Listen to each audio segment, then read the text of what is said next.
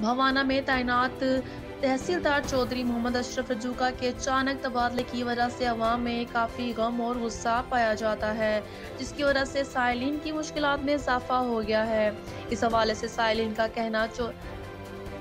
कहना है कि चौधरी मोहम्मद अशरफ रजूका एक ईमानदार ऑफिसर थे। इनकी अरसा तैनाती के दौरान दफ्तर में टाउट माफिया का दाखिला बंद हो गया था, जबकि बदनवानी और रिश्वत लेने का कोई एहलकार तस्वुर भी नहीं कर सकता। इनकी तैनाती के दौरान रेवेन्यू की मदद में काफ़ी इजाफा हुआ था, जबकि हर काम मेरिट की बुनियाद पर होता था।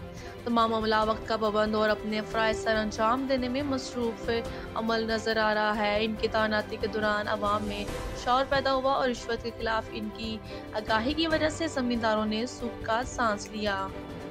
वो रिश्वत और करप्शन के सख्त खिलाफ थे। इनका तबादला सियासी बुनियादों पर किया गया।